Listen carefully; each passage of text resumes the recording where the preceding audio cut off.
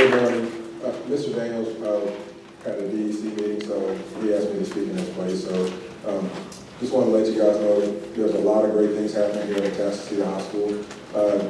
As you can see, parking is at a premium. So we have construction going on, along with the track meet, along with, if you arrive earlier, Shattered Dreams, and just a whole host of things going on, along with our 3,700 students that we serve.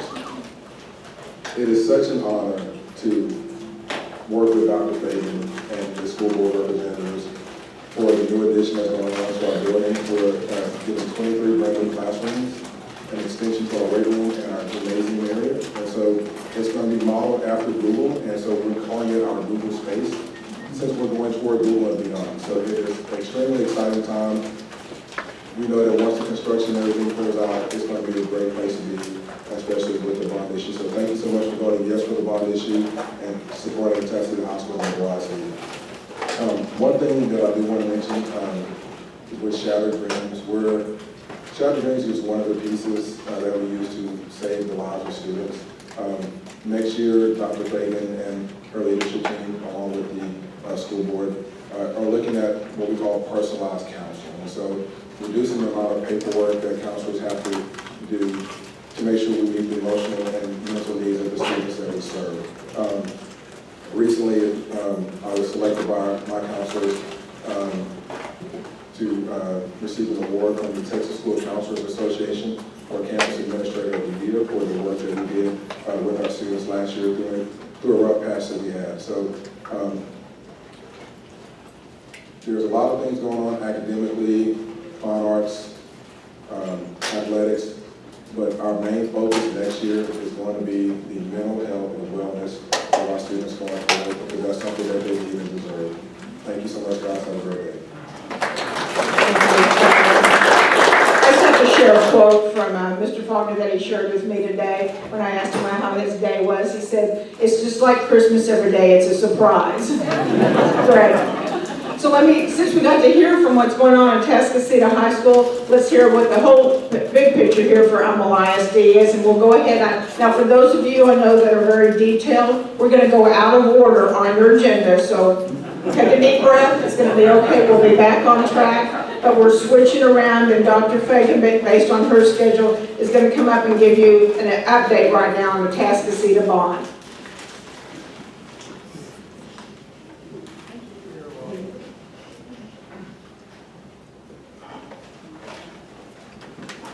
Few things going on right now in the school district.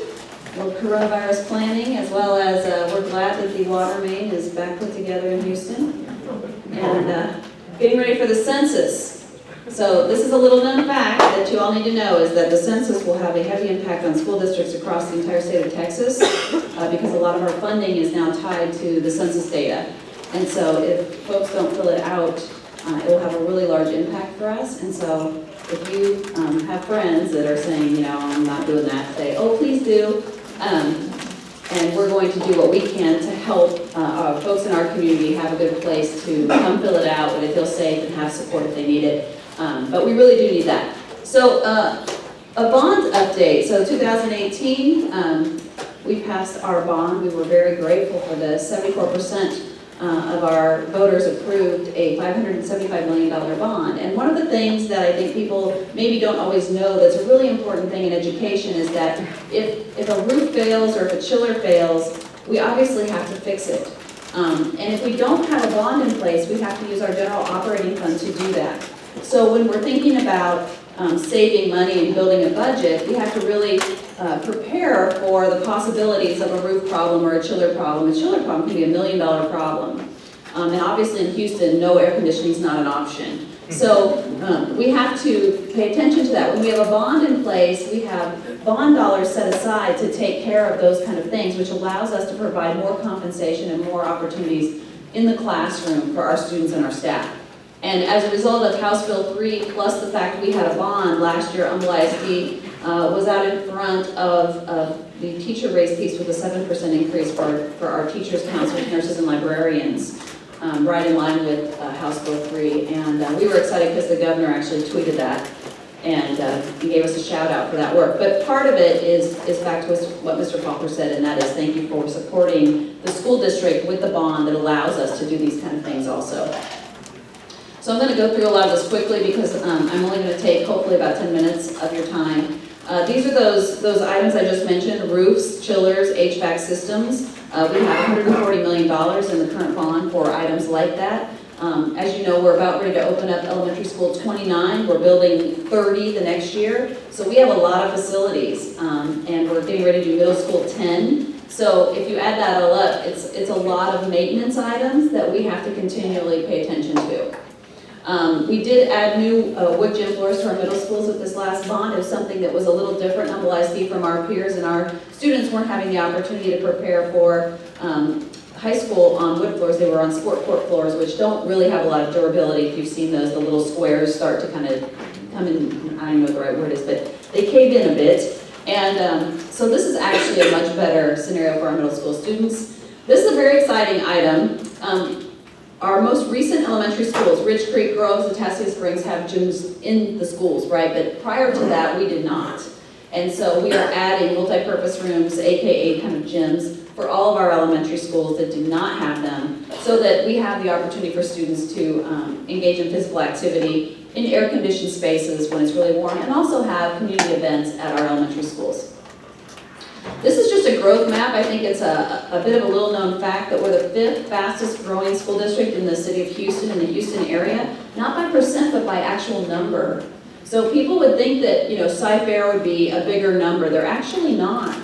So we gained more students from 13 to 18, 5,318 students. They only gained 5,000 students. So we actually gained more students in the number, than a lot of our surrounding districts that are much larger than we are, like Fort Bend, Cy-Fair. So, and anyway, this is one of the important components of our bond, is that we're managing our growth. And by the way, we're not done growing. We're still growing by a little over 1,000 students per year. It's a great problem to have when you have a lot of families that want to be in your school district. We're in the process of building some new support buildings. North Transportation Center will save us $2 million a year in operating costs. This is the inside. That's because the new transportation center will be up north. The current one is in Humble. That's a lot of miles when you have to go up and pick up little kids to take them on a field trip to the zoo. To go up and get them and then come back down and then go up and get them and back down again with the buses. So this will save us a lot of what we call deadhead miles, and about $2 million. This is the new Ag Center, Ag Barn. The current one was this. It's built 14 feet below the floodplain. And so every time we have even a significant rain at all, we have to move the animals out of there. And that's a big inconvenience for our students and staff. It's just not a viable facility unless we were going to raise it 20 feet. Which doesn't fix the road problem. You couldn't get there. So it'd be this 20 feet in the air ag barn, which might be a little funny in Kingwood, and then these little roads that would be too low, and so it just doesn't work. So we are building a new one, and it will actually have show facilities. We're also going to build the show facilities on the south side too, so that both of those ag barns are similar and have equal opportunities for students. This is the site for the North Ag Barn. It's off Ford Road in Mills Branch. These are the new schools that we're going to be opening. I mentioned them a little bit ago. Centennial Elementary School will open this fall, then Elementary School 30 in Fall Creek, and Lakeland Elementary School new in 2021, then Middle School 10, and New Kingwood Middle School in 2022. So we are building schools like crazy right now. This is New Centennial Elementary School. It's in Lakewood Pines. That's where it's located. We're happy to add some more traffic to Westlake Houston for you. Oh yeah, okay, that's groundbreaking. This is construction. This is new Elementary School 30 that will be in Fall Creek and relieve the crowding at current Fall Creek Elementary School. It will open in 2021. That's where it's located. This is right inside the front door. When you walk into this campus, you'll see this 2-story tree in the little tree house. And this signifies something that we're really working on in elementary now. We're not alone, really everyone is, with this concept of learning through play and really learning from children's museums about creating spaces that are educational themselves. And you'll notice that this particular tree has orange around it because it's in Fall Creek, and so it's going to be a fall tree. This is new Lakeland Elementary School. Yes, they are sister schools. Elementary 30 and Lakeland will be very similar. We save a lot of architectural fees when we do that with one design for 2 sites. Again, Lakeland. This is new Lakeland's gymnasium and cafeteria. You'll see that there's a stage that is between the two because this campus has a performing arts wheel where elementary children get to play orchestra, band, theater, dance, mariachi, and choir in addition to your typical visual arts experience. So we'll have a 2-sided stage which gives us 2 front rows for elementary orchestra concerts, and trust me, that is important. This is the new Lakeland Elementary School Learning Through Play Children's Museum kind of thinking, and this is the one that's on space. So you'll see the space shuttle over there on the right. You see the planets or the chairs on the floor. The carpeting shows how all of that works. This is another one that's going to be a water-themed collaboration space for those students. This is the pre-K, which is themed Arctic, and as you can see, a very engaging space where little children will both want to play, want to learn, and also learn from the environment itself. This is the dinosaur one, all about fossil fuels and as well as a lot of earth science. And this is, see now here's the Lakeland tree, and what do you notice about it? It's green, right? So it's green. And so this is the tree that's not in the fall. Look at that thing. And this is middle school 10. It looks like Westlake. Yes, it does. It's next to Ridge Creek. It will alleviate crowding at Wood Creek. This is new Kingwood Middle School. It will be on the current site, which is why its new front yard will be a football field. And that's because that's where the current building is. So we will continue to use the current building. We'll build a new building behind it. At the end of that, we'll move the students and staff back. We'll demolish the old one and build the new athletic facilities where the old building stood. This is the new front entrance there. This is the cafeteria area. You'll see that we're doing a lot of bringing the living force inside on Kingwood Middle School. That's kind of where the direction of that committee has gone. Humble High School, current Humble High School, new Humble High School. We're not actually replacing Humble High School, but it is going to go through about a $35 million renovation to make its cafeteria, library, and other spaces up to par with our other high schools like this one, and provide some new experiences for those students at Humble High School. There's a lot of purple here. We're still working on this. Not that I'm against purple, but I'm just saying that, I think splashes go a long way. This is new Atascocita High School Classroom Edition. Mr. Falker already previewed this with you. A 23 classroom edition, 20 regular classrooms, 3 CTE labs that will house our robotics program, our pharmacy tech, and also Cisco networking. Current gym. Now you see the new elevation for the new gym. We're building the 3rd gym, which looks like this. And he also mentioned the Google Classroom and lobby areas that we're building. The additions to the varsity locker rooms and the weight room, the athletic storage. This campus has about 3,700 students on it. It will probably stay that way. No one seems to want to leave. And so we have to make sure the spaces accommodate the student needs. This is the current, this is the future. Not a huge difference, but this building was actually constructed to be able to add on to it, and Summer Creek is the same. This is those 20 classrooms as well as the CTE labs. This is the new lobby into the 3rd gym area. And these are those googly spaces that we're literally copying from Google. Again, creating spaces where students want to be, want to work, learn, grow. If you want more information on the Humble ISD bond and our projects, we post them all on our website with timelines, pictures, updates, everything you could ever want to know about them. They're all there. I invite you to visit them. And I think that's it for me. Thank you.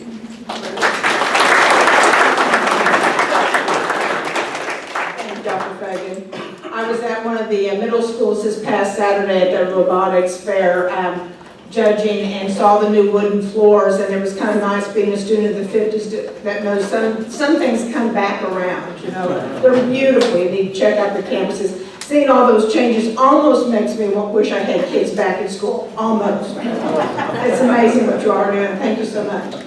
For the rest of the presenters this afternoon, if Chris, raise your hand here. He is our timekeeper, so watch him with fear, and he will keep you on track. So our next presenter, now we're back on the schedule, everybody, is Mr. Moran from Commissioner Cagle's office, giving us an update of what all is going on in our area.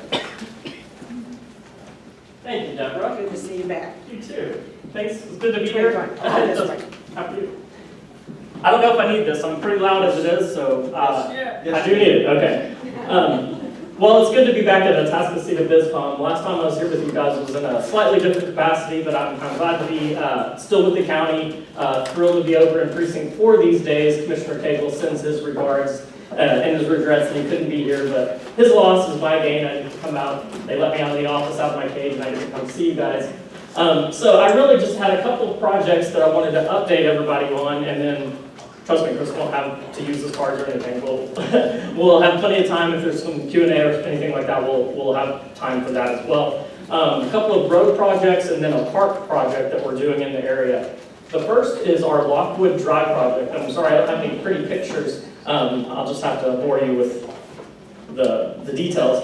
Our first is our Lockwood Drive project, which is we're going from a 2-lane asphalt to a 4-lane concrete boulevard from the UP Railroad all the way north to Beltway 8. Once this project's completed, we'll have 4 lanes, 2 lanes on each side of the boulevard, all the way from Beltway 8 in the north to the south to North Lake Houston Parkway in the south. So it'll complete that section. We should have construction going on in that project within about 30 days, we hope. So sometime early second quarter of this year, construction should wind up and end by the end of this year if the weather holds out for us and is cooperative, or the beginning of next year if we get a lot of inclement weather. So we're going to start seeing some dirt turn on Lockwood Drive here in the next month or so. This is about a $2.33 million project, construction project, that will be kicking off here shortly.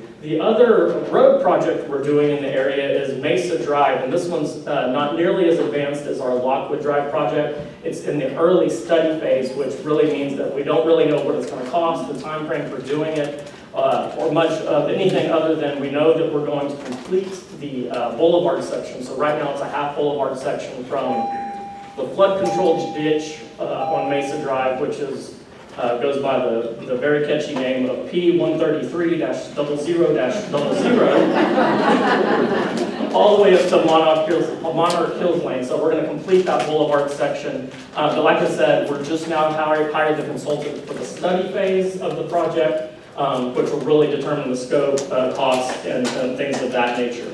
Those are the main 2 road projects the precinct's responsible for in the Atascocita, Lake Houston area. The other really exciting project that the precinct and Commissioner Cagle's excited about is Edgewater Park. And that is a park that we're going to develop on 59 right at Hamlin on the west fork of the San Jacinto River. Phase 1 is going to be a 19-acre development. It's going to be about $2.2 million. We'll start construction in the second quarter of this year. We'll start turning dirt. We're going to have a boat launch, restrooms, of course, entrance, parking lot, as well as a fish cleaning station. So it's really going to enhance the natural, what we've got over there already, right there at Edgewater. In addition, there'll be a trailhead that connects to our Spring Creek Greenway trail system. So it'll be really convenient for people to park there and then explore the 16 miles of the trails we have along Spring Creek that go all the way from 59 there to the west of I-45. So really excited to get that project moving. It should be finished about 6 to 9 months after they start construction. So once again, hopefully by the end of this year or early next. We're also on that project working with the city of Houston. They're hoping to acquire some land just to the east. And if so, we'll be able to have more connectivity on that trail system, and we'll be able to connect into the Kingwood Trail system, which will really tie in the entire community and I think really be a great, great amenity for everybody in the area. Those are the 3 capital projects that I wanted to make sure that we hit. If there are any questions about anything else, I'd be glad to try to answer them. 1960. Where are we at on 1960? Okay, so great question. And the answer is going to be a little bit nebulous. 1960, of course, is a TxDOT facility. And so we're working with TxDOT, which means that we're monitoring. They're telling us what they're going to do, and we're encouraging them to make the improvements as quickly and as efficiently as possible. They're doing access management study along the entire corridor. What they're thinking about further west is a little bit different than what they're thinking about further east over here. But it's really, they call it an access management study, so they're thinking about left and right turn lanes, median openings, things that will, at least this much further east, may not add capacity, but will really help with the flow of traffic. Over near 249 on that far west side, they're thinking about adding some additional capacity, additional lanes. But from what I've gathered, from what TxDOT's been sharing with us at the precinct, they're still looking at what the access management is going to look like, and with the idea of being, while there might not be more capacity, no more lanes, the traffic ought to flow much, much better. And the timeline on that is, your guess is good as mine. It's TxDOT. They're doing the best they can, but with a ton of need and limited resources. We have time for one more. So at Edgewater Park, there, where the townhomes in Forest Cove were, was that purchased? Is that going to be part of that development in phase 2 or something? So the land that we purchased, the land that Precinct purchased, is all undeveloped. This first phase that I was talking about is all south of Hamlin, right there at the West Fork, right there on the banks. The phase 2, but the more long-range planning is the vacant land north of Hamlin, and so it's right there between 59. Hamlin bisects the property, and then the westernmost, easternmost limit is. I'm going like this. Yeah, that corridor right there. Yeah, it's so far all undeveloped. But we're going to So start. because I heard City of Houston acquired where the townhomes used to be in Blair's Resort and stuff like that. Mm-hmm. Then they were going to develop that into a green space. Is that not true? Or Once again, that's like TxDOT City of Houston is sort of a mystery to a lot of us, but yeah, I know for us at the precinct, we're committed to conserving that green space both north and south of Hamlin as a part of the Edgewater development. Will you be able to stay around for? Yeah, I'm gonna come sit down and hear the rest of the presenters, and if anybody has anything that we can talk about one-on-one, that's fine. Awesome, thank you. All right, thank you. And we always appreciate your candor too with this. So he'll be hanging around for any questions that you may think of after the presentation. So moving on with our schedule today, we have a very important update from the Lake Houston Chamber and our own CEO and President, Jenna Armstrong, to give you up-to-date news of what's happened and is happening.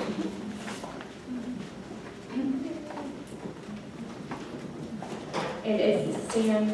Oh, there you are. Right on cue. Yeah, it's a lot more fun to be on this side of the issue, talking about it and giving an update than it was the last couple of months, because we have good news to share and good news to go over as far as our Lives Over Levels campaign, which was the campaign for the temporary seasonal lowering of Lake Conroe. And I'm sure you've heard me speak about this before, but I just wanted to go over the outcome and talk about why this is a win for our area.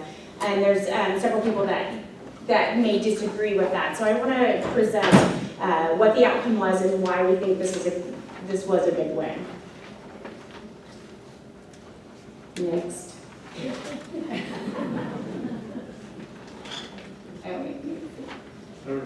Okay, well, I just wanted to put comparison pictures up. Of course, you heard about what happened in January, and that's what we're talking about in Kingwood, and Lake Houston, and Humble, and Atascocita, and Silverwood, and Fall Creek, and Huffman, and Crosby. Everybody really came together and showed up, and it did make a difference. And we've heard from San Jacinto River Authority board members that it made such a difference looking out and seeing a proportionate number of people from the Lake Houston area as there were the Conroe area. So that did make a difference, it did make an impact. So I wanted to thank everyone that made the effort to come out that day. So let's talk about what the board voted on. And it was a very long meeting. It ended, I think, around 11 o'clock that evening. But there was a spring strategy and a fall strategy, and this has been in place since 2018. It started in the fall of 2018. So the spring strategy that they agreed to was to release down to a foot of water from Lake Conroe. And if you're familiar with my presentations in the past, Lake Conroe is at 201 feet. That's their mean sea level.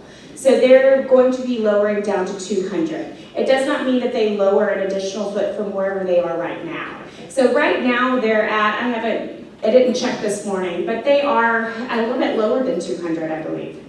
Yeah, 199.5.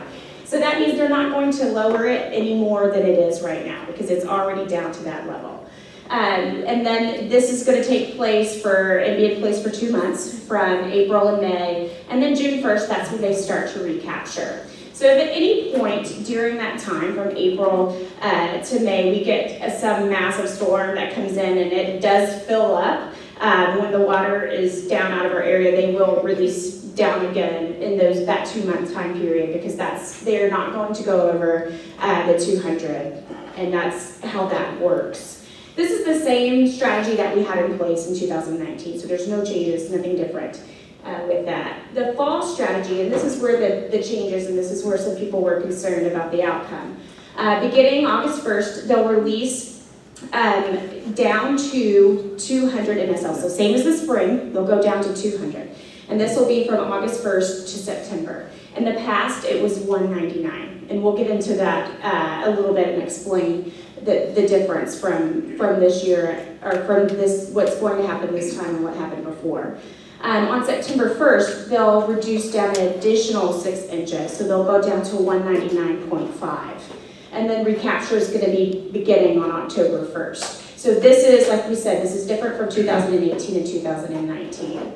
If a named storm is predicted to impact our region, the City of Houston can request in writing to the SJRA to lower an additional 6 inches and get it down to 199. And so when we say an additional 6 inches, that's keeping in mind that it's at the level that it should be and it's not already lower at that point. And then recapture is still beginning on October 1st. So this is something new that was added to the strategy that hasn't been in place before. We've never had any type of pre-release mechanism in place. It's been requested, it's been discussed, it's never been agreed to. So this is a new addition to our strategy.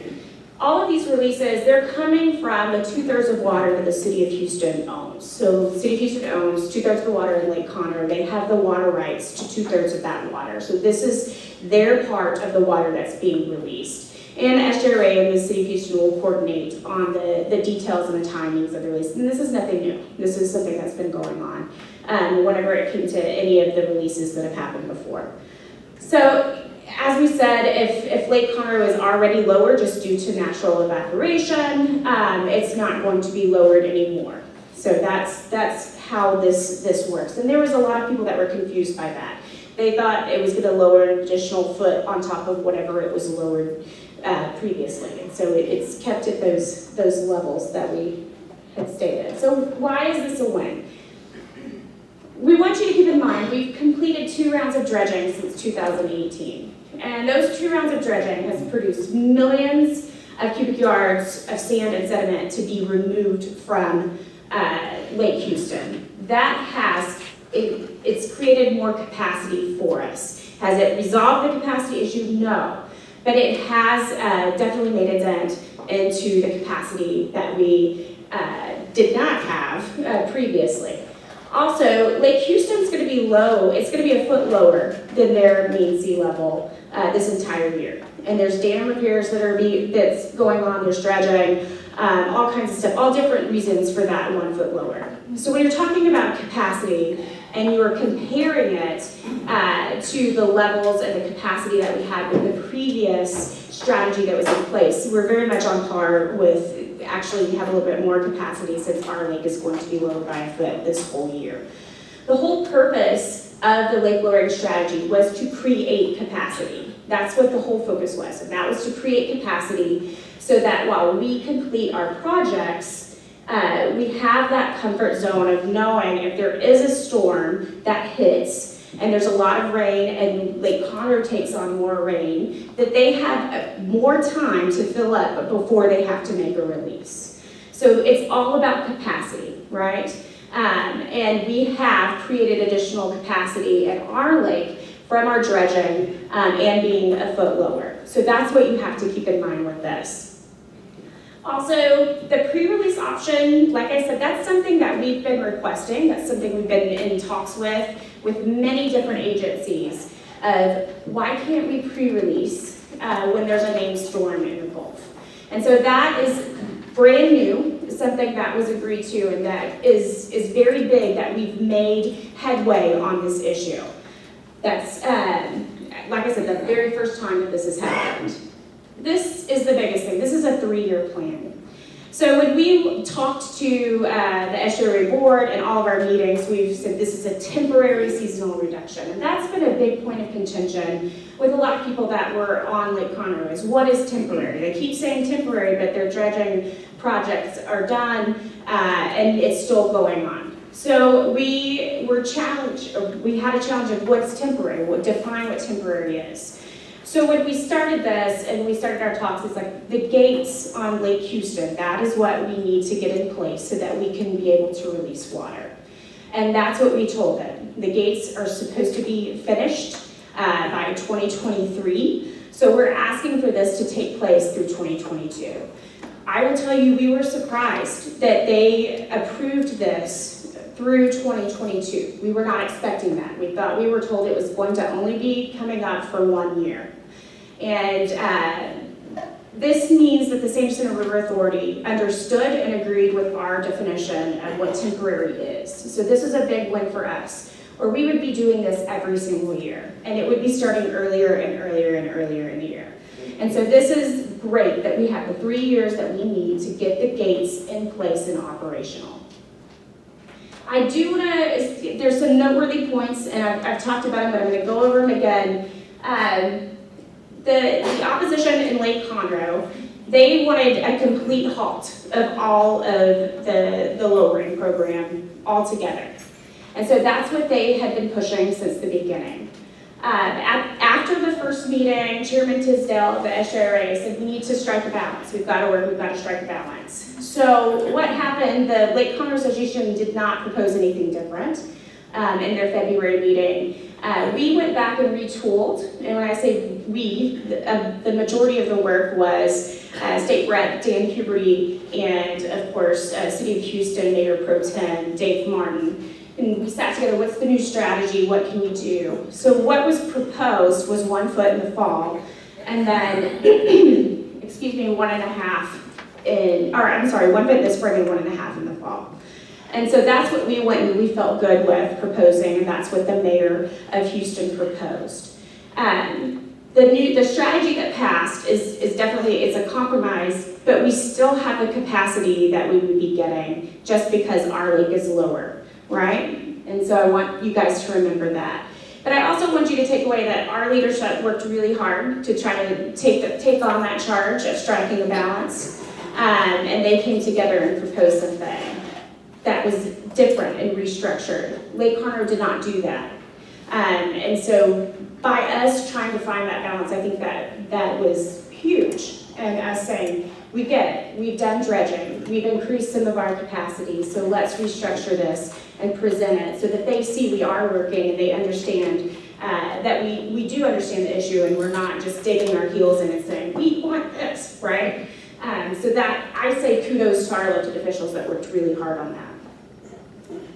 What's next? Of course, we're going to continue working with the SJRA and the City of Houston. That hasn't changed. We've been working with them for years. We're going to work together with our regional partners. And so this is a new step, or not a new step. We've been trying to do this and get more and more partners, but that's going to be a huge focus for us moving forward. We've got to work collaboratively with the entities in our area, Conroe, the Woodlands, Montgomery County, North Houston. We need as many regional partners as we can. When SB 7 passed, which is providing funding for projects and flood mitigation projects, part of that whole approval process for projects is going to be the communities working together collaboratively. So that's a very important piece to remember. We have to work together as communities to be able to get projects that help our whole region. So that's something to remember. Continue dredging, continue with the gate installation, but detention, that's our big thing. So we've talked about dredging, detention, and gates for a couple of years now. Those are the three things that we need.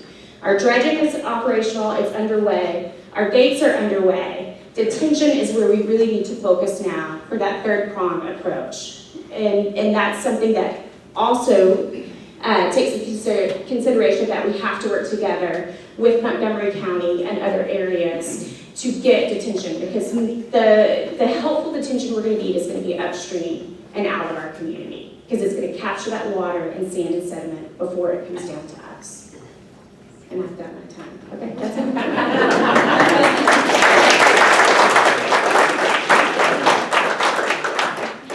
Thank you, Jenna. I don't have to be politically correct because this is my last term as Atascocita Bizcom chair, so what are they going to do today? So I'm just going to tell you all, because I've come from a community that didn't have a strong chamber and didn't have this kind of collaboration. Everything that happened on the 20th, in addition to Dave Martin's office and of course Dan Huberty, is because of Jenna Armstrong and her staff.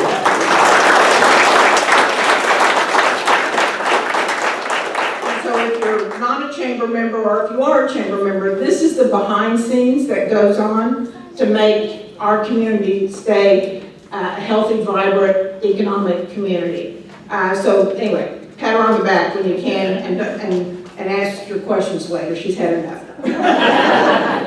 But thank you for everything that you do. So now with our role, we've gone into business and our community. Now we're going to go into our community activities that are coming up. We've already heard about the good old days, and so my two favorite people at the Civic Center, with Pat Gill and Kim Branch. I have to write it down, because you know what happens when you have a mic in front of people, you forget your own name, right? So, but Pat and Kim are just amazing, and they're going to give you a quick update, emphasize quick, update on the good old days and what's happening on April the 4th. I'm going to stand over here so you can't see me shaking. It's been a long time since I've spoke before a large group. So if I pass out, just leave me there. I'll probably be resting and I need it. So Good Old Days is coming up. The festival is April 4th. This is our 40th. 40th, yay. Worthy of applause. And it's gone through a lot of transitions. This year we expect to be really big. But my question to you guys is, who has never been there? Please raise your hands if you've never been there. It's a lot. Yeah. Oh, yeah. Who has not been there in the past 5 years? Yeah. It's a good event. It's a family-oriented event. You know, you can bring out little ones as well as grandma and grandpa. And it is expanded through the street. It's on Main Street, Humboldt, from one end almost to the other. And this year we've added a lot of events. April 2nd at the Humboldt Civic Center, which is in conjunction with Good Old Days events, is the health fair. And it's going to be a wonderful event, well anticipated. We have had a lot of requests for that. It's going to be a great event. Thursday night would be the Sip and Stroll, which is to promote businesses and the community to come out and see what kind of businesses we have in Humboldt. It's to promote the business. There's going to be a horse and carriage ride. Yeah. A horse and carriage ride, and there's going to be live entertainment. It's all free, just come on out. It'll be a great event. We've also added, this will be our second annual blowout dance on Friday night. Last year was the first, and it was amazing. Yeah, much better than we anticipated, and this one's going to be even better. So if you want to come out Friday night, there is adult beverages. And so I think it'd be something you'll enjoy. It's also, we're having karaoke that night, so, tune it up, bring it out. On Saturday is the festival. It's from 10 to 5, and it's from one end of Main Street to the other. We start at one end with the kids zone, which is free. All the rides, all the events, I gotta hurry, is free. All the way through vendors, we've got character cars, we've got stilt walkers, we've got the boom that actually explodes, and you can win a chance, you can win money. It's always good to win money. Uptown Park, we have the West End Party, which is crawfish and also adult beverages into that area, and this is a first, so please come out, please support it. All of the proceeds do go to the Humble Senior Activity Center. It is a 501c3. So we have recorded your faces, we know you and where you live. You had said you haven't been. And that you said you hadn't been, and we will be checking for you.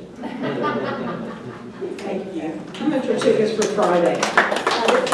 Okay, so, I don't know if you heard that, but for Friday night, you can go online and purchase the tickets for $15, or you can purchase them from me, and those that purchase them from me will get a dance at the party, just letting you know. So, all fair, and then also a new event that they've added for Saturday for the kids is kindergarten through 5th grade. We're doing a Boomtown costume.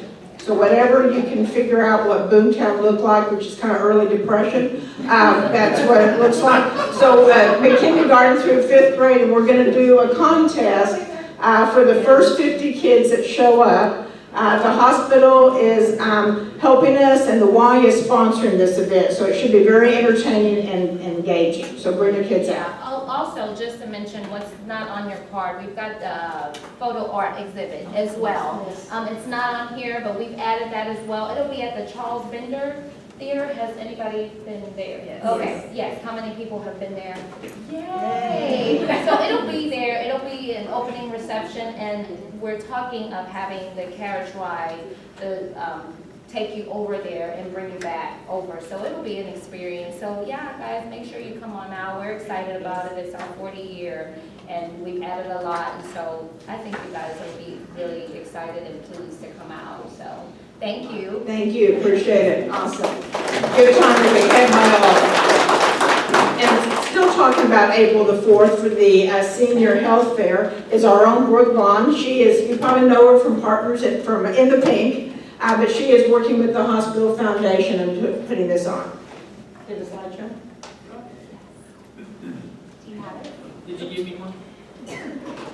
Did you send me one? I'm going to start talking because I know you're ready to go back to work.